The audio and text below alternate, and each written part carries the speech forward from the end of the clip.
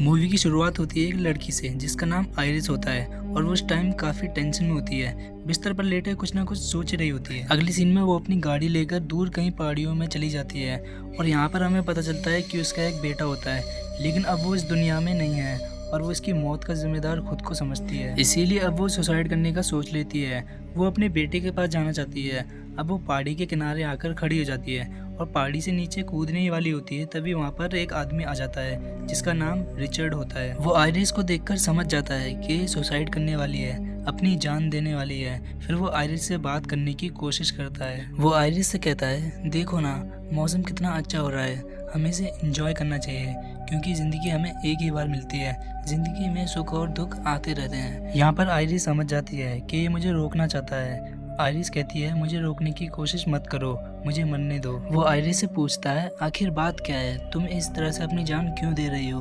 वो आइरिस को दोबारा समझाता है, ज़िंदगी एक अनमोल चीज़ है, इसमें सुख और दुख आते रहते हैं, हमें इसे एंजॉय करना चाहिए। आइरिस बोलती है कि मेरा एक छोटा बेटा था, मेरी लापरवाही की वजह से अब वो नहीं रहा, उसकी मौत का सदमा मुझे ज़िंदगी भर रहेगा, इसलिए मैं अब मरना चाहती हूँ। यहाँ पर रिचर्ड बोलता है, अच्छा ठीक है, मुझे जितना समझाना था मैंने समझा लिया, आगे तुम्हारी मर्जी, जैसा करना है वैसा करो।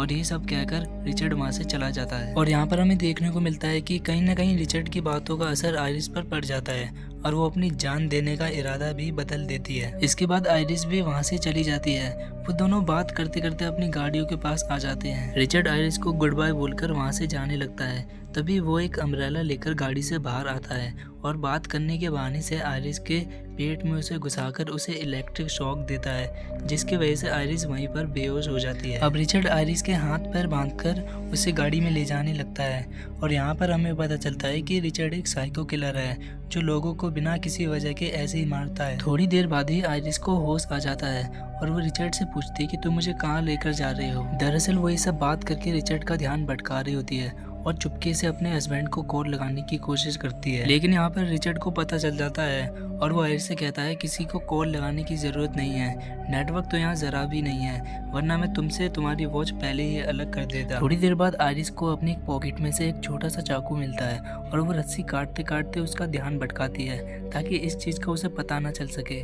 जैसे ही वो रस्सी को काट देती है, वो तुरंत रिचर्ड पर हमला कर देती है। हाथापाई की वजह से गाड़ी का एक्सीडेंट हो जाता है। एक्सीडेंट की वजह से दोनों को हल्की चोटें भी आती हैं। इसके बाद रिचर्ड आइरिस पर हमला कर देता है, लेकिन आइरिस उसे लात मारकर गाड़ी से बाहर निकाल देती है। फिर आइरिस भी बाहर आकर अपने हाथ पैर खोल लेती है। अगले सीन में जैसे ही आइरिस अपनी जान बचाकर भाग रही होती है, उसके सामने रिचर्ड आ जाता है और आइरिस से कहता है, मुझे पता था इस तरह की कोई चीज हो सकती थी, इसलिए मैंने पहले से ही तैयारी की थी। रिचर्ड आइरिस से बोलता है, मैंने तुम्हें पहले से एक पैरालाइज करने वाला इंजेक्शन दे दिया था, जिससे तुम्हारी पूरी बॉडी कुछ ही समय में पैरालाइज हो जाएगी, तुम जरा सा हिल भी नहीं पाओगे, तुम्हारे पास सिर्फ 20 मिनट्स हैं। रिचर्ड आइरिस को ये भी बताता है कि तुम्हारे पास सिर्फ 20 मिनट हैं, तुम चाहो तो भागकर अपनी जान बचा सकती हो, लेकिन इंजेक्शन का असर भी होने लगेगा, 20 मिनट बाद तुम एक लाश बन जाओगी, तुम पूरी तरह से पैरालाइज हो जाओगी। रिचर्ड की बातें सुनकर आइरिस चाकू वहीं फेंककर भागना शुरू कर देती है, लेकिन आइरिस जितनी तेज भागेगी इंजेक्शन का असर उतना ही जल्दी होगा। ये सोचकर वो धीरे धीरे काफी दूर चली जाती है। अगले सीन में काफी दूर भागने के बाद उसे रियलाइज होता है कि उसके हाथ पैर धीरे धीरे पैरालाइज हो रहे हैं। अब उसे भागने में भी परेशानी हो रही थी, लेकिन फिर भी वो अपनी पूरी कोशिश के साथ भागती रहती है। थोड़ी देर बाद ही अब वो समय भी आ जाता है जब वो चल भी नहीं पा रही थी और वो रेंगना शुरू कर देती है और रिचर्ड भी उसके आसपास पहुंच जाता है। रिचर्ड के डर से आइरिस एक पेड़ के नीचे ही छुप जाती है और जब वो उसे नहीं मिलती तब वो वहाँ से जाने लगता है। जैसे ही रिचर्ड वहाँ से जाने लगता है, तभी आइरिस के मुंह पर बहुत सारी कीड़े और चींटियां आ जाती हैं। वो चिल्लाना शुरू कर देती है, तभी रिचर्ड को भी पता चल जाता है। आइरिस की आवाज़ सुनकर रिचर्ड आइरिस की तरफ भागने लगता है, लेकिन तब तक आइरिस पानी में बह जाती है। रिचर्ड वहाँ पहुँच जाता है और कहता है कि तुम बहुत बड़ी गलती कर रही हो, तुम तैर बिल्कुल भी नहीं पाओगी। दरअसल ये बात सच भी थी, पानी की तेज बहाव से वो बहती ही जाती है, वो तैर बिल्कुल भी नहीं पाती। कुछ देर बाद वो नदी के किनारे रेंगते रेंगते आ जाती है। अब 20 मिनट का टाइमर पूरा हो चुका। अब उसकी बॉडी पूरी तरह से पैरालाइज हो जाती है, वो बिल्कुल भी हिल नहीं पाती। कुछ देर बाद वहाँ एक बूढ़ा आदमी घास काटते हुए आ जाता है और यहाँ पर हमें पता चलता है कि ये गार्डन उस बूढ़े आदमी का होता है। इसके बाद वो बूढ़ा आदमी आइरिस के पास आकर उससे पूछता है कि तुम्हें क्या हुआ है, लेकिन आइरिस बोलने की हालत में बिल्कुल नहीं थी और यहाँ तक कि वो हिल भी नहीं पा रही थी। अब वो आइरिस को सीधा करता है और यहाँ उसे ये पता चलता है कि वो सिर्फ अपनी पलकें ही हिला पा रही थी। फिर बूढ़ा आदमी उससे पूछता है कि क्या तुम मुसीबत में हो? तब वो अपनी पलकें एक बार झपकाती है और जब उसे मना करना होता है तब वो अपनी पलकें 2 बार झपकाती है। इसके बाद वो बूढ़ा आदमी आयरिस से कहता है तुम मेरा यहीं वेट करो, मैं भी आता हूँ। थोड़ी देर बाद वो एक ट्रॉली लेकर आता है और आयरिस को उसमें डालकर अंदर ले जाता है। थोड़ी देर बाद दरवाजे को कोई नॉक करता है, तभी आयरिस 2 बार पलकें झपकाती है। इसका मतलब बाहर दरवाजे पर खतरा है और ये बात बूढ़ा आदमी समझ जाता है। बूढ़ा आदमी जैसे ही दरवाजा खुलता है तो वो रिचर्ड को देखता है और वो ऐसे एक्टिंग कर रहा है जैसे उसके साथ कुछ बुरा हुआ हो। इसके बाद रिचर्ड उस आदमी के घर के अंदर आ जाता है और इधर उधर झांकने लगता है। फिर वो बूढ़े आदमी के सामने बैठ जाता है और फूट फूट कर रोने की एक्टिंग करने लगता है। बूढ़ा आदमी उससे पूछता है आखिर बात क्या है? तभी रिचर्ड बोलता है कि मेरी बेटी की बुरी तरह मौत हो गई, जिसकी वजह से मेरी वाइफ मेंटली डिसबैलेंस हो गई। हम दोनों जंगल में घूम रहे थे, तभी अचानक से वो गायब हो गई। मुझे लगा वो यहाँ पर आई होगी तो मैं उसे यहाँ ढूंढने चला आया। रिचर्ड की बातें सुनकर बूढ़ा आदमी बोलता है कि तुम अपनी वाइफ को फ़ोन क्यों नहीं कर लेते? फिर यहाँ पर रिचर्ड बोलता है कि मेरा फ़ोन कहीं पर गुम हो गया है, मुझे वो मिल नहीं रहा। यहाँ पर सीन चेंज होता है और हमें देखने को मिलता है कि आयरिस उस सोफे के पीछे लेटी होती है जिस सोफे पर रिचर्ड बैठा होता है, लेकिन वो उसे देख नहीं पाता। रिचर्ड फिर से अपनी रोने की एक्टिंग शुरू करता है और कहता है कि मैं अपनी वाइफ से बहुत प्यार करता हूँ और उसकी हालत भी अभी बहुत ख़राब है, मुझे उसकी बहुत चिंता हो रही है। और यहाँ पर कहीं ना कहीं बूढ़ा आदमी रिचर्ड की बातों में आने लगता है। वो उससे कहता है कि मैं तुम्हें कुछ बताना चाहता हूँ। जैसे वो कुछ बोल पाता तभी रिचर्ड का फ़ोन बजने लगता है और ये सब देखकर बूढ़े आदमी को रिचर्ड पर शक होने लगता है, क्योंकि उसने उससे झूठ बोला कि मेरा फ़ोन खो चुका है। बूढ़ा आदमी रिचर्ड से कहता है कि मैं पुलिस के पास फ़ोन कर रहा हूँ, क्योंकि अब पुलिस ही तुम्हारी हेल्प कर सकती है। जैसे ही वो फ़ोन करने वाला होता है, रिचर्ड उस पर तुरंत हमला कर देता है। हमले की वजह से उसके हाथ से फ़ोन नीचे गिर जाता है। अब लेकिन वो आदमी भले ही बूढ़ा हो, लेकिन वो रिचर्ड को आराम से काबू कर लेता है। हाथापाई में रिचर्ड को गलती से एक चाकू मिल जाता है, जिसको वो बूढ़े आदमी के पैर में मारकर उसे घायल कर देता है। फिर थोड़ी देर बाद उसे धक्का मारता है और उसे चाकू से मार मार कर उसकी हत्या कर देता है। फिर वो थोड़ी देर बाद घर में केरोसिन डालकर घर को पूरी तरह से आग लगा देता है। एक तरफ धीरे धीरे सब जलना शुरू हो जाता है और दूसरी तरफ रिचर्ड वहां से भागने के लिए अपना ट्रक स्टार्ट करने लगता है। अगली सीन में आयरिस अपनी जान बचाने के लिए खिड़की के पर्दे को ऊपर नीचे करना शुरू कर देती है, जिससे रिचर्ड का ध्यान उसकी तरफ आकर्षित हो, और ऐसा हो भी जाता है। रिचर्ड की नज़र विंडो पर पड़ती है और वो समझ जाता है कि घर में कोई है। घर के अंदर जाने के बाद उसे वहाँ आयरिस मिल जाती है। वो आयरिस को उठाकर अपनी गाड़ी से वहाँ से निकल जाता है। आयरिस को ऐसा मजबूरी में करना पड़ता है, भला आयरिस क्यों ऐसा करती। अगले सीन में रिचर्ड के पास एक कॉल आती है। वो कॉल पिक करके बात करने लगता है। फ़ोन पर उसकी बेटी उससे बात कर रही थी। कॉल से पता चलता है कि उसकी एक वाइफ और एक बेटी है। उसकी बेटी उससे कहती है कि मैं मॉम के साथ आपके पास आ रही हूँ। रिचर्ड इस पर बोलता है कि मेरा काम अभी पूरा नहीं हुआ, मुझे थोड़ा और टाइम अकेला रहने दो। तब उसकी वाइफ उससे कहती है कि तुम बहुत अकेले रह लिए, अब हम तुम्हारे पास आ रहे हैं। तभी थोड़ी दूर चलकर आगे एक पेट्रोल पंप आ जाता है, जिस पर रिचर्ड अपनी गाड़ी रोक लेता है। वो आयरिस को वहीं गाड़ी में छोड़कर कुछ सामान लेने चला जाता है। आयरिस अपनी सीट बेल्ट खोलने की कोशिश करती है, लेकिन वो ऐसा कर नहीं पाती। तभी उसके ट्रक के पास एक छोटा सा लड़का आकर खड़ा हो जाता है।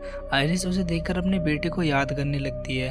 वो उसके साथ गुजरे हुए पलों को याद करती है। तभी थोड़ी देर बाद उस लड़की की मॉम वहाँ पर आ जाती है। वो उसे वहाँ से लेकर चली जाती है। ये सब होने के बाद तभी रिचर्ड भी वापस आ जाता है और अपना ट्रक शुरू करके वहाँ से निकल जाता है। वो अपनी गाड़ी के पास आ जाता है, क्योंकि वो अपनी गाड़ी ठीक करना चाहता था। फिर वो इंजेक्शन और कुछ सामान वहीं ट्रक में रखकर अपनी गाड़ी को ठीक करना शुरू कर देता है। तभी थोड़ी देर बाद वहाँ पर एक पुलिस ऑफिसर आ जाता है। वो पुलिस ऑफिसर आयरिस को देखने लगता है। तभी रिचर्ड ऑफिसर से बात करने की कोशिश करता है। तभी पुलिस वाला कहता है कि आपकी गाड़ी की रिपोर्ट दर्ज हुई है। ये सुनकर रिचर्ड हंसता हुआ कहता है, अरे नहीं सर, आपको कोई गलतफहमी हुई है। रिचर्ड ऑफिसर को बताता है, ये कार तो मेरे दोस्त की है। मेरी वाइफ ने ज़्यादा ड्रिंक करने के कारण गाड़ी को पेड़ में ही ठोक दिया था।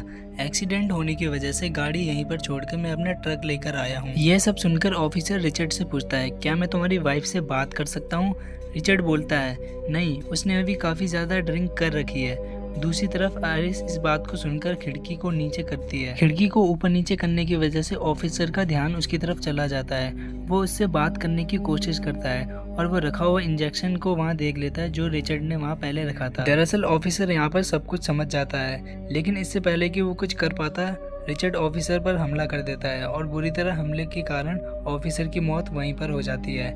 वो ऑफिसर की लाश को गाड़ी में डालकर पेट्रोल से गाड़ी को आग लगा देता है और वहाँ से आयरिस को लेकर निकल जाता है। और यहाँ पर हमें पता चलता है कि अब धीरे धीरे आयरिस पर से पैरालाइज का असर कम होने लगता है और अब वो बोल भी सकती है। आयरिस रिचर्ड से कहती है, मुझे पता है तुम्हारी वाइफ और एक छोटी बेटी है, तुम उनसे बहुत प्यार करते हो, अभी भी तुम्हारे पास टाइम है, मैं किसी को कुछ नहीं बताऊंगी, तुम मुझे रोड साइड छोड़कर जा सकते हो। आयरिस उससे ये भी कहती है कि तुम्हारी वाइफ और बेटी तुमसे मिलने आ रही हैं, तुम्हें उनके साथ टाइम स्पेंड करना चाहिए क्योंकि फैमिली से ज़्यादा इम्पोर्टेंट कुछ भी नहीं है। दरअसल यहाँ पर वो रिचर्ड को इमोशनल करना चाहती थी। तभी रिचर्ड कहता है कि ये हमारा लास्ट स्टॉप है। तभी आयरिस अचानक से सामने रखे इंजेक्शन को उसके पैर में घुसा देती है, पर वो उसे इंजेक्ट नहीं कर पाती और रिचर्ड को यहाँ पर कुछ भी नहीं होता। वो इंजेक्शन को निकालकर बाहर फेंक देता है और कहता है कि तुम लूजर हो, तुम कुछ भी नहीं कर सकती। यह सब सुनकर आयरिस जोर जोर से चिल्लाने और रोने लगती है। कहती है, मुझे जाने दो, प्लीज़ प्लीज़, मेरे हस्बैंड मुझे ढूंढ रहे होंगे। फिर रिचर्ड कहता है, कभी नहीं, ऐसा कभी नहीं होगा, मैं तुम्हें नहीं छोड़ूंगा, तुम्हें मार दूंगा। ये कहकर वो आयरिस को गाड़ी से बाहर निकालकर उसे घसीट कर ले जाता है। यह सब करने के बाद वो आयरिस को एक बोट में डालकर नदी के बीचों बीच आ जाता है क्योंकि वो आयरिस को वहाँ पर डुबोकर मारना चाहता है। तभी थोड़ी देर बाद आयरिस की नज़र रिचर्ड के पीछे बेल्ट में लगे एक चाकू पर पड़ती है। वो अपना दिमाग लगाती है और रोने की एक्टिंग करने लगती है और रिचर्ड से बोलती है, मेरे पैंट की पॉकेट में मेरे बेटे की फ़ोटो है, मैं आखिरी बार उसे देखना चाहती हूँ। यहाँ पर रिचर्ड को आयरिस पर तरस आ जाता है। अब जैसे ही वो फोटो को निकालने के लिए नीचे झुकता है, तभी आयरिस चाकू निकालकर उसी पर हमला कर देती है। वो चाकू से उसके चेहरे पर हमला कर देती है। रिचर्ड दर्द से चिल्लाने लगता है। वो जैसे ही आयरिस की तरफ बढ़ता है, आयरिस बोट को जोर जोर से हिलाने लगती है, जिसकी वजह से रिचर्ड नदी में गिर जाता है और उसकी गन बोट में ही गिर जाती है। लेकिन थोड़ी देर बाद ही रिचर्ड फिर से बोट में आ जाता है। वो आयरिस पर हमला करने की कोशिश करता है, लेकिन उससे पहले आयरिस उसे शूट कर देती है। वो लगातार शूट करती रहती है।